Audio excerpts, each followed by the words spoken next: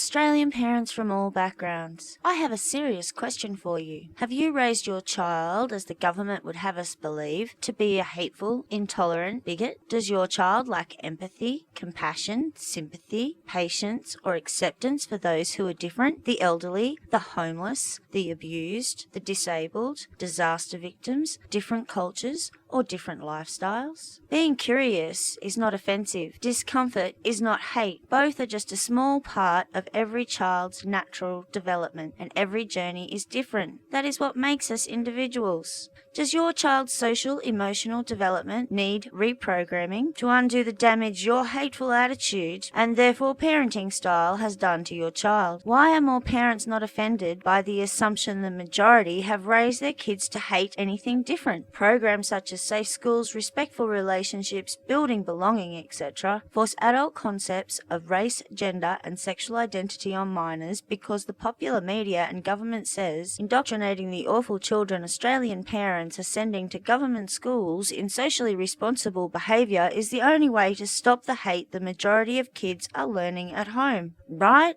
Falling academic standards are of no importance next to the levels of intolerance your kid displays. My child has been raised to accept differences in people and families. My child shows compassion and empathy for others without the need to walk in their shoes. What my child needs from school are the ABCs and 1, 2, 3s, the things that will help a child reach their creative potential. I say let my child develop socially and emotionally at her own pace. My child does not need safe schools or respectful relationships or any other political or social program taking up their limited school learning hours to teach them not to hate. Does yours? I have said no to politically motivated bias and theories being used to educate my developing child about her emotions and society. Will you? Your kids probably aren't haters either. Every child has a right to education. It is not meant to be social indoctrination. Take a stand against this waste of your child's education time and resources. Write or speak to your school, other parents, MPs, local papers, the Education Minister. It is a parent's right to guide a child's growth, curiosity and confusion at their pace. Do not accept these important concepts being artificially introduced by one experimental social program or another, dreamed up by childless academics and political virtue signallers. Our kids do not need their training. Stand up and say no to safe schools. Say no more political agendas in the classroom. Make Australian education great again.